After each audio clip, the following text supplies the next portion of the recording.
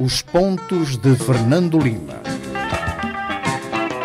Boa noite, rádio ouvintes e telespectadores. Cá estamos nós para mais um Pontos de Fernando Lima. Falamos a partir da Rádio Savana 100.2. Podes nos ver em direto no Facebook e também nos acompanha em diferido na televisão independente de Moçambique às terças, quintas e aos domingos às 21h30. Pode também descarregar o programa através do site do Semanário Savana e ler por escrito no Diário Média Fax. Boa noite, Fernando Lima. Cá estamos nós já, programa 62.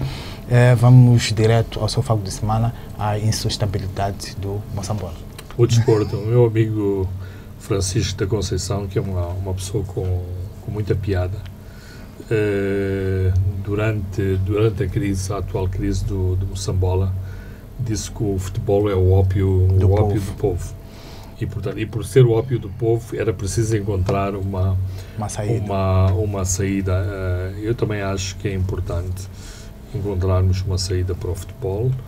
O futebol é claramente um desporto de massas, talvez não tanto pelo número de praticantes, porque com a falta de campos e recintos desportivos, nomeadamente nos bairros, deixou de ser esse desporto massivo, mas é um desporto muito popular, que leva muitas pessoas aos estádios, sobretudo fora de Maputo, e no atual formato também reconheço que é um elemento de unidade nacional. É importante sentir que há equipas do Niassa, do Chimoio, da Zambésia a participar no Moçambola. Agora, todas estas argumentações de natureza política ou de natureza mais populista não deixam de nos confrontar com uma situação incontornável, que é a falta de sustentabilidade do atual modelo. E pedir-se a mecenas que patrocinem e financiem este espetáculo desportivo, que financiem, em última análise, um modelo de profissionalismo que é tudo menos profissionalismo, porque se nós formos acompanhar edições anteriores do Moçambola, vemos que lá para o meio do campeonato começam as greves nos clubes. Significa que esses clubes, sobretudo os clubes da província, não têm dinheiro para pagar à estrutura do futebol que está neste campeonato nacional. Mas põem-se os governos provinciais, as autarquias locais a financiarem a equipa de futebol. Não obstante a tal máxima do ópio do povo, eu questiono-me se de facto é mais importante pagar os salários de jogadores de futebol do que, portanto, fazer um novo mercado municipal, remendar os buracos das ruas, recolher o lixo. Eventualmente parece um argumento meio oportunista, mas a questão, para mim, de fundo, nem sequer é o Moçambola, é este falso modelo de profissionalismo, quando o país não tem estrutura para alimentar este profissionalismo. Mais com a presente crise económica, estas mazelas do profissionalismo do desporto moçambicano ficaram mais evidentes. Eventualmente vamos chamar um conservador, porque pratiquei desporto, basquetebol e futebol, mas sempre joguei pelo refresco e pela Santos no fim do jogo. Nunca tive prémios de jogos, não tinha muito menos salários, e todos tínhamos todos esse tipo de compensações. Em clubes como Ferroviário havia uns prémios de jogos, os trabalhadores eram da estrutura dos caminhos de ferro e, portanto, tinham a possibilidade de serem dispensados nos dias dos jogos, nos dias dos treinos, por isso acusavam os jogadores do Ferroviário de serem mais privilegiados que os outros, mas era esta a estrutura desportiva. Agora, a atual crise mostra claramente que é impossível manter-se este modelo. E por exemplo, a questão das passagens aéreas é insustentável. Não podemos atacar a LAM a dizer que presta mau serviço, que deve a toda a gente, que é uma calamidade, que há problemas de gestão, e depois ficamos aí meio a falar em murmúrios, quando queremos as equipas de futebol todas andarem, na prática, andam de borla nos aviões da LAM. Ou seja, a LAM colecionou um calote da Liga Moçambicana de futebol no valor de 95 milhões de meticais entre 2014 e o ano passado. Isto dá qualquer coisa como 1,5 milhões de dólares. Este modelo que está a ser proposto de viagens até 1.200 km de autocarro também me parece muito irrealista. Que espetáculo desportivo vamos assistir de jogadores? Só nesse ponto, lembro-me do Chiquinho Conde, quando ainda era treinador do Futebol Clube de Vilanculos, e tinham que fazer várias viagens, e um dos desabafos de Chiquinho Conde eu penso para desmontarem as cadeiras de autocarros, montarem balizas para irmos treinando, porque chegamos cansados e não temos tempo até para treinar. Não, digamos que como o Vilanculos estava geograficamente desprotegido e porque os aviões que escalavam Vilanculos não davam para meter uma equipa inteira de futebol nesse mesmo avião, o Vilanculos é que tinha que andar para cima e para baixo de autocarro. Depois, a chamada verdade desportiva, é muito complicado uma equipa toda fresca e a outra equipa que andou 1.200 km. E depois mesmo, em termos de sobrecarga para os atletas, é desumano no século XXI obrigar-se as pessoas a fazerem quase 2 dias ou mais corretamente. E em que tipo de estradas? 24 horas a dormirem em sítios com condições, vamos dizer, em condições mínimas, porque certamente para os jogadores de futebol não vão obrigá-los, como fazem com a maior parte dos passageiros, que dormem dentro do próprio autocarro quando são obrigados pela polícia a não fazerem os percursos noturnos. Portanto, há aqui uma série de coisas que devíamos, se calhar, repensar toda a questão do campeonato de início, para além dos problemas de conjuntura. Então, só ao fim das primeiras jornadas do campeonato, a que descobrimos que o campeonato tem este enorme rombo financeiro, ou seja, vamos começar e ao longo do caminho vamos ver o que acontece. Alguém vai pondo o dinheiro, e sempre, neste caso, a vaca leiteira era claramente a LAM. Ora, a questão é, a LAM, como a MCL, como todas as outras empresas públicas, está sob uma enorme pressão para resolver os seus problemas, para resolver o seu modelo de gestão, para, inclusivamente, se reinventarem enquanto empresas e chegarem, não sei se vão chegar, mas pelo menos tentarem chegar a um modelo que são minimamente sustentáveis. E, portanto, digamos que o Moçambola está, em última análise, a chamar-nos a atenção para uma série de outros problemas que estamos a enfrentar em termos de país e em termos de crise económica. E a Moçambola é apenas a ponta do iceberg. Completamente, porque se depois começarmos... É que fomos destapar ali do lado da LAM, mas depois podemos começar a seguir a dívida e ver onde é que essa dívida vai parar. Muito bem, Fernando Lima, continuamos nas dívidas, mas desta vez são dívidas ocultas em que o presidente Inúcio exige partilha de responsabilidades. Tem Londres a participar na Cimeira de Chefe de Estado do Governo da Commonwealth.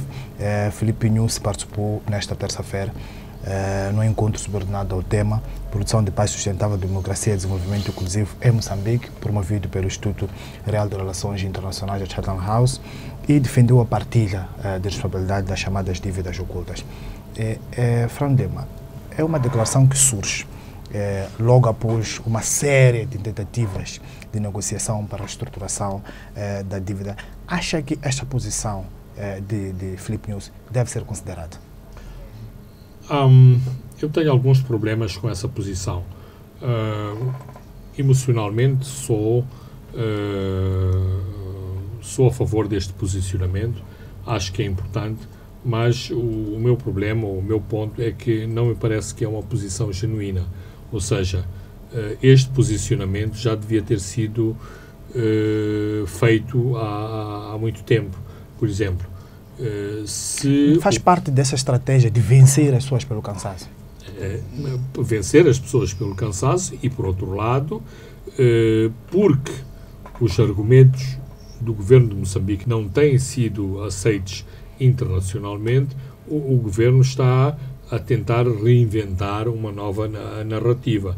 Tipo, afinal, quase aquele ditado, tão ladrão é aquele que foi à loja como que ficou cá fora. Ou seja, Moçambique foi lá buscar o dinheiro, eventualmente não terá utilizado corretamente o dinheiro, mas aqueles que deixaram o dinheiro sair do banco também não acautelaram os seus interesses. Aqueles que fizeram os planos de negócios também se calhar não foram sérios ao fazer os planos de negócios. Os que fizeram os memorandos de entendimento e os pareceres jurídicos também se calhar estavam algo distraídos a fazerem esses mesmos acordos e, portanto, há aqui uma série de intervenientes em todo este processo que se calhar têm que vir a público explicar qual foi o papel deles em todo este processo. Porque basicamente o partilhar significa dividir por partes. E neste processo de partilha já foram identificados os bancos, que é a Credit Suisse e a VTB, e também os credores, o tal grupo de especuladores que compraram os títulos. Então faltam os outros, faltam os nacionais, que foram contra a dívida, que todos nós também conhecemos, e também os nacionais bancos que compraram. Está aqui o relatório do MOSA que foi publicado esta semana aqui no jornal Savana, e compraram títulos de quase 30 milhões de dólares. Pois, aí... Também são chamados a essa partilha. Essa parte, digamos que é a menos controversa. Pode-se argumentar que se calhar não viram bem o negócio, pode-se argumentar que estavam a prestar um favor ao governo, resta apurar se foram induzidos ou pressionados pelo próprio governo a comprar, por um lado, dívida e, por outro lado, títulos. No caso do Moçambique, são títulos obrigacionistas da Ematum. Mas também há a dívida da MAM e há a dívida da Proíndicos. Mas é exatamente esse outro dos problemas em relação a todo o debate sobre as chamadas dívidas escondidas. Há buracos no relatório da Kroll. A Kroll e o FMI estão a pedir para esses buracos serem esclarecidos e o governo não esclarece e faz aquilo que eu poderia considerar uma fuga para a frente, a dizer, bem, não somos só nós que devíamos ser punidos, também os bancos. O que politicamente, no fim do dia, é correto. E é correto fazer esta pressão. Só tardou, só pecou por ser tardia este tipo de argumentação. Agora, este tipo de argumentação também pode ter outra explicação. Uma explicação que tem a ver com toda a estratégia negocial com os credores. Ou seja, há uma proposta em cima da mesa para os credores aceitarem adiar os pagamentos, aceitarem fazer um corte substancial nos juros desses mesmos pagamentos, aquilo que se chama um haircut, um corte de cabelo, mas, de qualquer forma, o Governo continua a dizer queremos pagar mais. Inclusivamente, estuda-se a possibilidade de se emitirem, digamos, garantias sobre venda de gás para tornar ainda mais sólido este cometimento do Governo de Moçambique, que, sim senhora, quer pagar, mas queremos pagar lá a partir de 2023. E na estratégia do PAU e da SNOR dizer assim, pois, mas se vocês não aceitam este tipo de pagamentos, arriscam-se a entrarmos aqui num processo judicial complicado com os próprios bancos que concederam os empréstimos e não sabemos onde é que isso vai parar. Claro que este tipo de posicionamento agrada muito a estas organizações internacionais que, portanto, odeiam os bancos, odeiam o sistema financeiro internacional e que, de algum modo, gostariam que Moçambique, que vem, digamos, de um passado progressista, vamos dizer, de um passado de esquerda, que aderisse a este tipo de causas, como esta organização, a Jubileu, uma organização baseada na Inglaterra.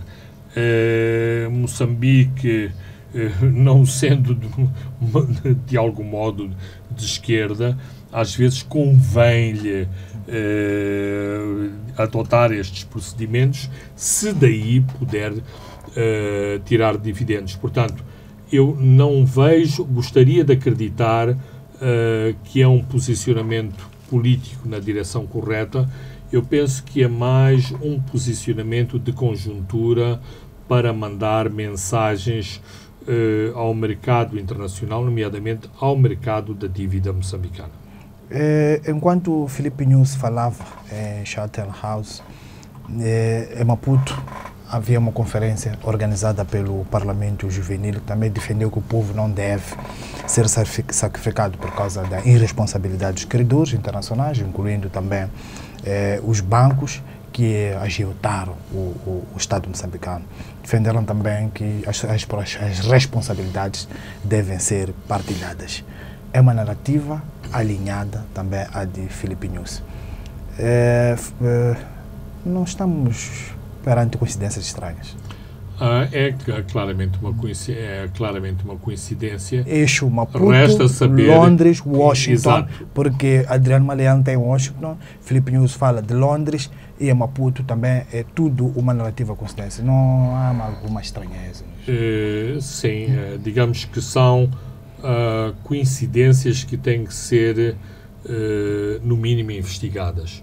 Portanto, no sentido de se analisar se se trata de uma posição genuína, porque já havia organizações tomarem essa posição como uma posição genuína desde o início deste escândalo no fim do primeiro trimestre de 2016, ou se é uma posição com alguma dose de oportunismo, porque eu tenho sentido que muitas organizações da sociedade civil estão sob pressão de círculos governamentais, de círculos partidários, para, de algum modo, a posição que tem sido defendida é que estas organizações deviam ser mais patrióticas e defender a agenda nacional e, portanto, serem patrióticas e defenderem a agenda nacional é defenderem os interesses do povo, porque é o povo que está a sofrer. No fim do dia, é o povo que sofre com a dívida, não são estas agências, estas ONGs, os funcionários... Como o próprio Filipe Nunes argumentava na conferência de Londres. Absolutamente. Portanto, eu noto, e tenho conversado com responsáveis dessas mesmas organizações que dizem estarem a sofrer pressões nesse sentido. Recentemente, inclusivamente, também tomei conhecimento de um documento que, perante a iminência de um recrudescimento do apoio dos doadores internacionais a Moçambique, claro, até agora está fora de hipótese o apoio ao orçamento, mas na iminência do retomar da ajuda bilateral e do aumento da ajuda bilateral, que exatamente esses apoios fossem concentrados em setores que podem ter benefícios populares, nomeadamente nos setores de saúde e educação, o que mostra que há esta preocupação, mas também a enorme pressão que essas mesmas organizações sofrem dentro desta estratégia de propaganda concertada dos círculos oficiais e dos círculos governamentais, que é quem não alinha com o governo é antipatriótico, é antinacional e está, portanto, dentro da agenda da mão externa contra Moçambique. Neste processo de partilha de responsabilidades, Fernando Lima, há exigência também de responsabilizar os nacionais, os agentes do Estado nacionais que foram se endividar. E esta forma, este pedido, tanto de Filipe Nunes e tanto o pedido interno, não é colocar na fotografia este agente do Estado como vítimas, não é idiotizar, imbecilizar estes como um grupo de coitadinhos que foi aldrabado pelos agiotas internacionais. Na prática pode ser esse o aspecto, mas muitas vezes, infelizmente, os governos africanos recorrem a esse tipo de argumentação, ou seja, quando está tudo perdido, ou na iminência de estar tudo perdido, é bom fazer este papel ridículo, idiota, que somos uns pobres coitados irresponsáveis, que não sabíamos, não conhecíamos e que fomos enganados pelos terríveis ocidentais e que fomos induzidos a fazer todas estas coisas terríveis. Ou seja, por um lado, quando nos convém, somos soberanos, somos independentes, mesmo as escolas que não construímos, que construímos com o dinheiro do Banco Mundial, somos nós que fazemos essas escolas. Se há um hospital que é feito por uma organização bilateral, argumentamos que é o nosso governo que fez a escola. Mas se as coisas correm mal, logo viemos aqui argumentar que se trata que não vimos bem a coisa, que não estávamos preparados para assumir esta responsabilidade. E o Filipe Nunes também defendeu a suspensão, defendeu o levantamento desta suspensão. Acha que o FMI, o Banco Mundial, os parceiros de cooperação vão atender a solicitação de Filipe Nunes ou continuarão a ficar a pé das exigências da publicação do relatório final pela Procuradoria-Geral da República, o relatório Kroll, e também de um comprometimento muito firme do Estado moçambicano de que vai responsabilizar os nacionais que foram endividar o país? Bem, para já não há nenhuma indicação de alteração da agenda internacional, ou seja, o FMI e o diretor africano do FMI é isso mesmo que disse esta semana ao ministro Malayane. Não há programa do FMI para 2018, o mesmo que já tinha dito no final do ano passado, nas reuniões de outono. Não há, tanto quanto eu saiba, qualquer alteração da agenda dos parceiros de desenvolvimento de Moçambique, mas claro, há algumas alterações sensíveis em matéria de cooperação bilateral, projetos de cooperação bilateral, a começar pelo próprio Banco Mundial, que tem desembolsado quantias assinaláveis para o desenvolvimento de Moçambique, e o argumento é exatamente esse. Isto não está, digamos, no capítulo de ajuda ao orçamento e, portanto, não está sobre qualquer escrutínio ou sanção contra o governo de Moçambique. Claro que a expectativa do governo, e sempre foi essa a expectativa desde o princípio, era de que os doadores cedo se cansariam deste posicionamento e mais tarde ou mais cedo haveriam de alterar os seus posicionamentos. O que exatamente nos leva a outro tipo de raciocínio e reflexão no seio do regime, que é se vamos lhe chamar, inflexibilidade dos doadores e do FMI em relação a toda a questão da dívida escondida, porque é que não acionamos o plano B, que é não entregar os potenciais principais responsáveis por esta dívida, mas vamos escolher aí algumas cabeças e vamos entregar essas cabeças aos doadores, a ver se a besta se contenta com a imolação dessas mesmas cabeças. Este discurso tem aumentado de tom, não é público, porque isto significaria que o próprio regime está a pensar seriamente nesta hipótese, mas não deixa de ser interessante notar que há um maior coro de vozes dentro do regime a defender essa solução, mais mesmo no seio daqueles que são considerados indefectíveis nas redes sociais.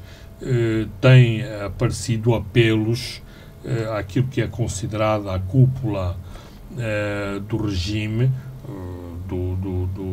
no anterior governo, para que façam algo para salvar o país destas desgraças. Ora, estes apelos valem o que valem, mas o que é certo é que até há pouco tempo não havia estes apelos nas redes sociais. É inegociável a não publicação do relatório final? Tem de ser publicado?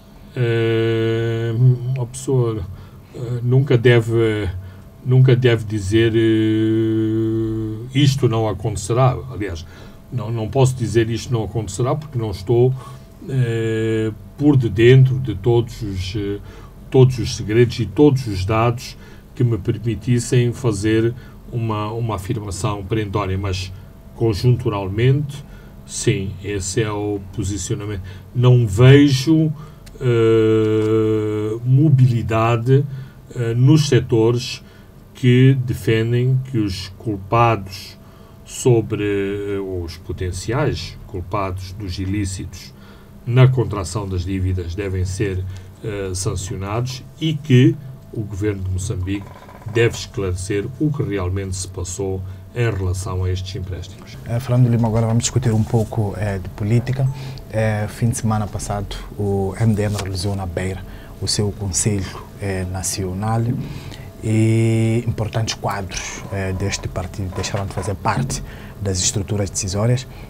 Um partido que ainda é relativamente novo na geografia política, dominada pela Frelimo e Renamo, pode-se dar o luxo de prescindir de figuras de peso nas suas estruturas decisórias, sob o argumento de que são dinâmicas de qualquer organização?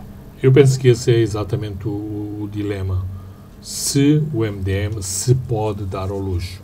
Aquilo que o MDM está a fazer em termos teóricos é fazer aquilo que os partidos mais tradicionais costumam fazer. A militância determina, em última análise, a ascensão a ascensão a cargos de direção. Por exemplo, eu lembro-me, usando inclusive como espelho o Partido Frelimo, que quando Guebuza chegou ao poder disse que quem não militasse nas células não tinha ascensão na cadeia hierárquica do partido. E lembra-me também de muitos militantes, sobretudo os tais chamados de notáveis, que ficaram muito agastados com esse tipo de diretiva, e lembro-me também outros desses históricos e proeminentes que lá iam fazer a sua militância na célula, ou tipo assinar quase o livro de ponto,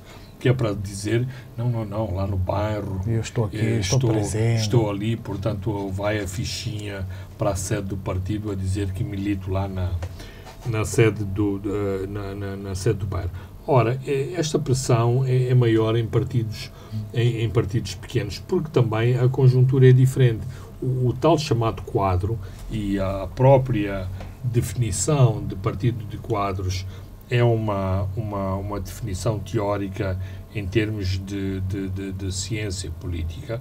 Sentem que são eles os predestinados para ocupar estes lugares de liderança nas estruturas, quase tipo por decalque do modelo de uma equipa de basquetebol ou de futebol, em que as melhores estrelas, os que marcam mais golos ou os que marcam mais cestos, têm que ser aqueles que estão nas equipas fazem parte da espinha dorsal das equipes. Isto é conjuntura e estes são os dilemas. Agora, em termos práticos, depois, o que parece é, e uma das críticas que é feita à liderança do MDM, e nomeadamente aquilo que está convencionado estatutariamente, que é o facto dos enormes poderes que repousam na figura do presidente do MDM, portanto, desta sua capacidade de poder pôr ou afastar pessoas da direção do partido. Esta é uma dimensão. A outra dimensão também... Pessoas que têm um pensamento diferente. Ou que se colocam numa posição quase insustentável para, digamos, numa estrutura partidária que tem que ter um mínimo de disciplina. Ora, uma pessoa desenvolve uma determinada estratégia, tem a expectativa que os seus militantes, e nomeadamente este grupo central, este núcleo duro do partido, alinhe nas mesmas posições. Uma pessoa compra os jornais de fim de semana e vê que uma pessoa deste núcleo duro está a anunciar qualquer coisa que nunca foi anunciado numa estrutura do partido, qualquer pessoa fica um bocadinho perturbadas. As organizações, quer sejam elas de natureza empresarial, desportiva ou político-partidária, têm que ter o mínimo de disciplina. E digamos que a disciplina não parece ser a maior virtude do MDM. Portanto, eu estou a traçar todos estes cenários para levar digamos, os nossos telespectadores, ouvintes, a perceberem o que é que está na cabeça do Davis Simango para mexer nas suas pedras. Agora, isto tem consequências, tem resultados, claro que tem consequências, e as consequências não são positivas, porque isto sangra o partido de pessoas com muita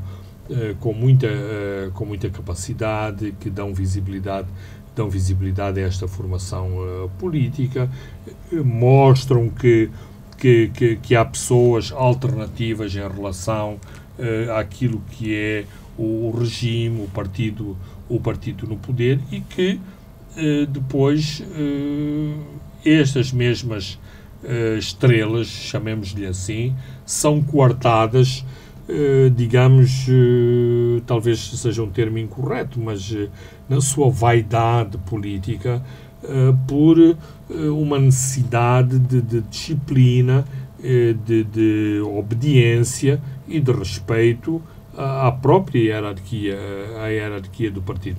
E, portanto, aquilo que eu sinto é que, por mais correta que tenha sido a decisão tomada pela liderança do MDM, em termos de impacto público, essas mesmas decisões foram mal acolhidas, e foram mal acolhidas no sentido de que dão uma imagem menos afirmativa do MDM, mais penalizante, cortam ao MDM esta auréola de partido que estava a tentar fazer tudo diferente. Isso pode também dar uma indicação de que o partido está a afundar-se, também sobretudo depois daquela gestão caótica do caso Amoran e Nampula, que fez também com que o concorreu, poderá ter concorrido também para o MDM perder aquela eleição. A gestão de Nampula foi terrível, parecia de principiantes.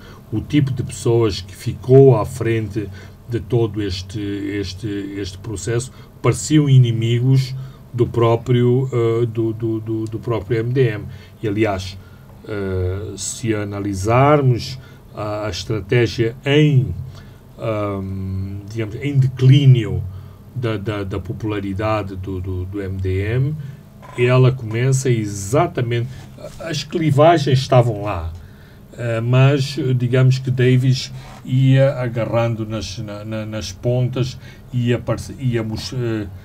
tentando gerir as sensibilidades no sentido de mostrar que parecia que tudo estava bem.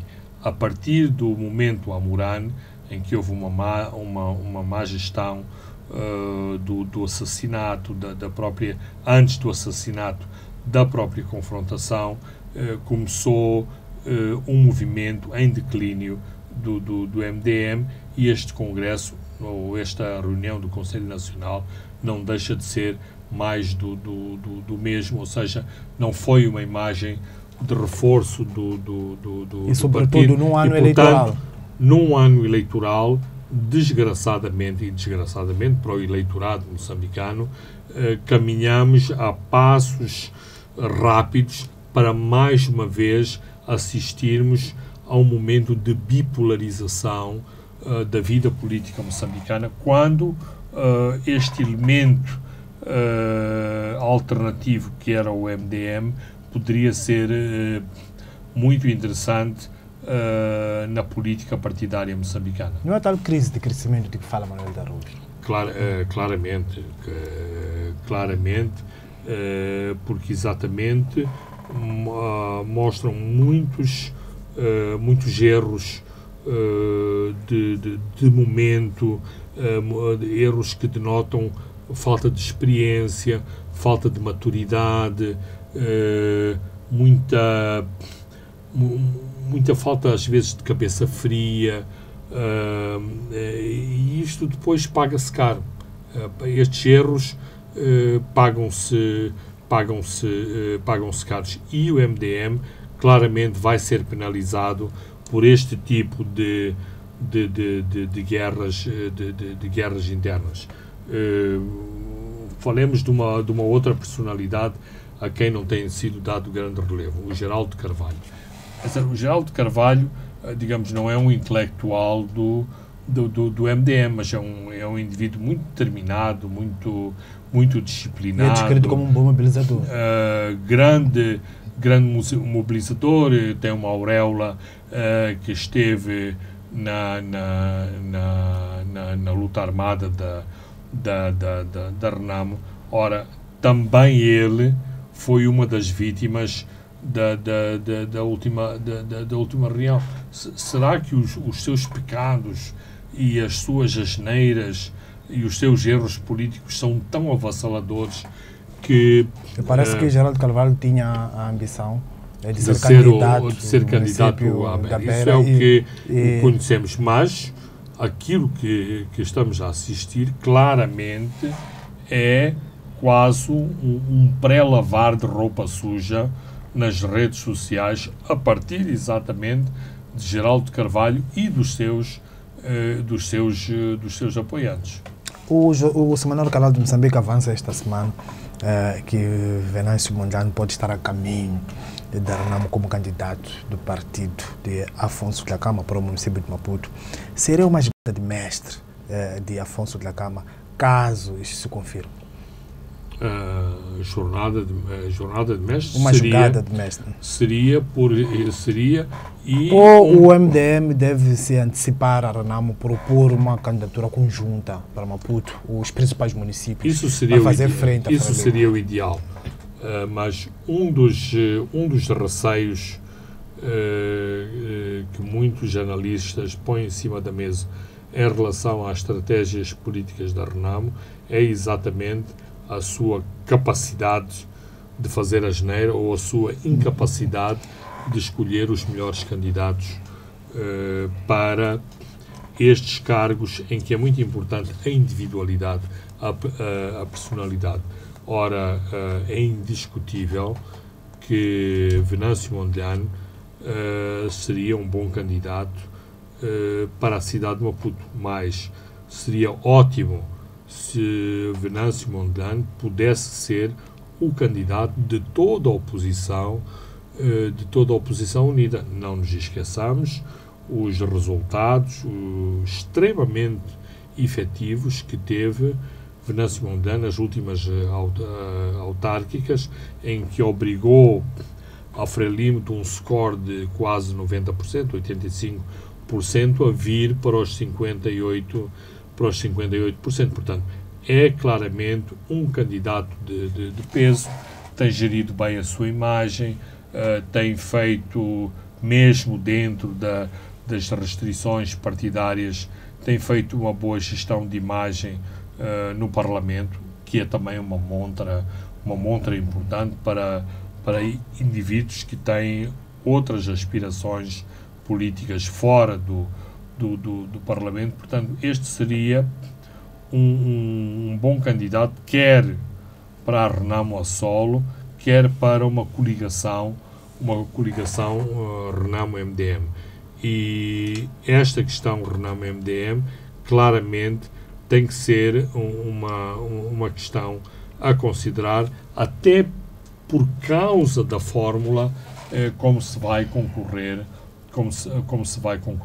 aos municípios, em que uma má escolha dos chamados cabeças de lista pode dividir o voto e torna mais difícil as coligações pós-eleitorais, porque, inclusivamente, como estas pequenas subtilezas ainda não estão definidas legalmente, onde existe a clara possibilidade de quem ganhou ser o candidato, independentemente dos outros candidatos terem a maioria, é extremamente importante que haja, de facto, um candidato que tenha este elemento de catalisar à sua volta uma maioria significativa de votos, porque, em última análise, e a Frelimo claramente que vai jogar com esse efeito, o facto de haver dois partidos da oposição beneficiam, tecnicamente, beneficiam sempre o tal de terceiro partido, quando esse terceiro partido é um partido forte, e claramente a Frelimo é um partido forte. Frelimo, vamos, aliás, disse muito bem, Frelimo é um partido forte, ainda não estão definidos as regras de jogo para as eleições de 2018, este ano, e a Frelimo já disse que ainda não tem candidatos, está à espera depois da revisão pontual da Constituição, quer avançar com candidatos depois de conhecer quais são as regras de jogo. Vamos para um outro tema, a violência contra jornalistas, numa altura que ainda está muito fresco o episódio do caso Hercínio de Salema. Assistimos esta semana à agressão do operador de câmara da STV, Helder Matuassa, por um dos gestores do supermercado Marés, e as polêmicas declarações do deputado António Muchang num programa debate televisivo da Miramar, em que dizia que tem autorização para amarrar com arame o jornalista Marcelo Monse, quando discutia um tema liberdade de imprensa e democracia. Fernando Lima, não se está a instalar a ideia de que se pode espancar e jornalistas se ficarem impunes? Qual é o seu comentário em relação a estes assuntos? Bem, temos que ver em dois planos diferenciados estas questões. No plano global, é com preocupação que vejo este tipo não só de pronunciamentos, como de ações contra jornalistas, o que significa que a posição e a profissão de jornalista não goza ainda de um amplo consenso nacional de que os seus direitos e a sua própria atuação em público deve ser respeitada, e eu não tenho nenhum preconceito em utilizar a palavra privilégio. As pessoas estão a exercer a sua profissão, por mais que custe uma pessoa que num acidente, num roubo, num assalto, num escândalo público, mas esta é a atuação, o direito que assiste aos jornalistas que estão no desempenho das suas atividades profissionais, e isto deve ser respeitado. Agora, concretamente, em relação às questões, a estas questões, primeiro, eu acho que há algum empolamento em relação aos últimos acontecimentos, e o empolamento tem a ver com o caso Iricínio Salema, onde há uma nota claramente política. Também o há em relação a Mosse, mas por outros